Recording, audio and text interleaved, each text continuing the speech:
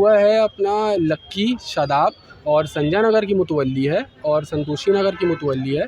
सबसे बड़ी लापरवाही पुलिस प्रशासन की है। उसने बिना उसकी इंक्वायरी किए, जांच किए, उसे अंदर किया और प्रताड़ित किया। 3, 2, 1।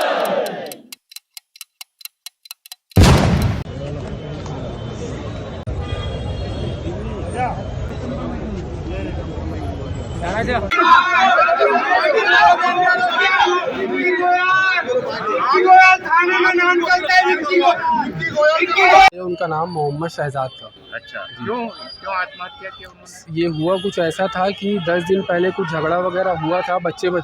हाँ। तो वो बच्चों से बड़ों में आ गया था। अच्छा। तो बड़ों में आने के बाद ऐसा हुआ कि जो हमारे मामा थे, हाँ। उनके ऊपर कुछ ज़्यादा ही कार्रवाई हो गई थी। हाँ। है ना, उनको ऐसी धारा लगा दिया गया था, जबकि मामला था बच्चों का। अच्छा। पर वो बड़ों तक का ऐसा आ गया कि ऐसी धारा लगा दी कि क्या बोलते हैं अपना दारू वगैरह का गैर जमानती धारा। हाँ, गैर जमानती धारा, जिसमें के जमानत हो ही नहीं सकती। तो ऐसी धारा लगाई गई जिसमें वो 1.5 दिन थाने में गुजारे। हम लोग यहाँ छोड़वाने के लिए आए तो 48 घंटा हो चुका था इनको थाने में यहाँ पे बैठे। तो और ये कमाने खाने वाले इकलौते थे घर में। इनके 2 बच्चे हैं और बच्चों को भी अंदर कर दिया गया था और पिताजी को भी अंदर कर दिया गया था। तो इस वजह से एक ईमानदार इंसान के ऊपर अगर उल्टा सीधा अगर इल्ज़ामात लगेगा तो वो जाहिर सी बात है कुछ भी अपनी इज़्ज़त बचाने के लिए जो भी इंसान कर रहा है वो करेगा। तो वो इंसान के ऊपर ऐसा इल्ज़ाम लगाया गया कि वो आज इस पोजीशन पे आ गए। तो किसके साथ झगड़ा हुआ था? झगड़ा हुआ है अपना लक्की, शादाब और संजय नगर की मुतवल्ली है और संतोषी नगर की मुतवल्ली है और विक्की गोयल करके है। इन लोग 4-5 लोग जो है लक्की, इन लोगों ने मतलब 4-5 लोगों ने एक तरह का मेंटली टॉर्चर किया गया इनको थाने में। अच्छा, थाने में, हाँ, थाने में इन लोगों ने इतनी जैक और अप्रोच लगाई गई है कि वो जो निर्दोष इंसान था वो 1.5 या 2 दिन तक का अंदर था। सुसाइड नोट है, इसमें नाम लिखा हुआ है, आपको हम दे देंगे। सुसाइड नोट भी उन्होंने लिख के गए, अभी रखे हुए हैं। का क्या रोल है? उन्हीं के बेटे से हुआ था झगड़ा। अच्छा। संजय नगर की मुतवल्ली है, ये है साजिद। अच्छा। साजिद मुतवल्ली करके संजय नगर। संतोषी नगर मुतवल्ली जो है वो मोइन नाम है। क्यों, उनका छोटा भाई क्या है? उन दोनों के बेटे घूम रहे थे साथ में और उन दोनों के बेटों से पहले सैफ का विवाद हुआ था। उसमें वो झगड़ा बढ़ते बड़ों में आ गया। तो ये बड़ों के झगड़े में मेरे मामा भी शामिल हो गए। तो मेरे मामा ने, जबकि कुछ मेरे मामा का कोई इन्वॉल्वमेंट नहीं था ना इसमें। आप लोग टिकरापारा थाना घेरे हो जी। टिकरापारा थाना का क्या रोल है? इसमें हमको कार्रवाई चाहिए। जो जिनका मैंने नाम लिया है उन लोगों को अंदर होना चाहिए बस।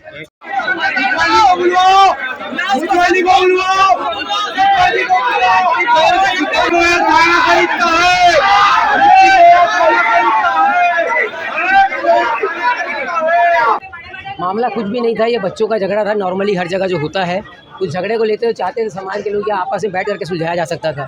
लेकिन हमारे यहाँ के जो कौम के जिम्मेदार हैं, जैसे साजिद मुतवल्ली और जो भी लोग हैं, उन लोगों ने इस मामले को थाने लेकर आए और उन नाबालिग बच्चों के झगड़ों में बच्चे को थाने में बैठाला भी गया और उसे पकड़ के रास्ते में मारा भी गया।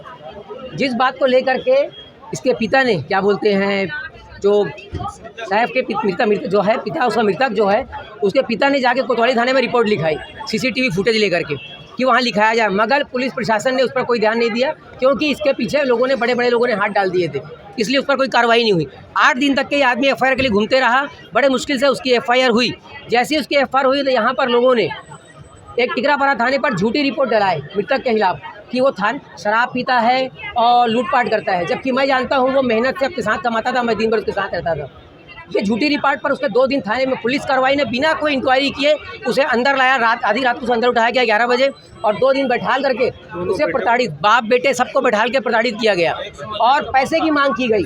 119 का मामला लगाया गया और किसी तरह से कोई रियायत नहीं दी जाएगी बोला गया, जिस पर से वो ले दे करके वो छूटा। और छूटने के बाद उसे इस बात का अफसोस था कि मैं ना दारू पिया, ना कभी किसी से लूटपाट किया, शराफत की ज़िंदगी जिया। उस शरीफ आदमी ने अपनी जान दे दिया सिर्फ इसलिए कि शराफत की ज़िंदगी जी रहा था वो। मृतक को भी थाने में और अपने सुसाइड नोट में सारों का नाम लिख के गया है। मृतक को भी थाने में बैठाया गया था। हाँ, उसे भी बैठाया गया थाने में, उसे और उसके बेटों को सबको थाने में 2 दिन बैठाया गया। 2 दिन, पूरी एक रात और पूरा एक दिन। टॉर्चर में उसे पैसे की मांग कर रहे थे और उसे कहते हैं इसका जो कंप्रोमाइज़ करने के लिए इस पर दबाव डाल रहे थे कि कोतवाली थाने की रिपोर्ट को वापस लो।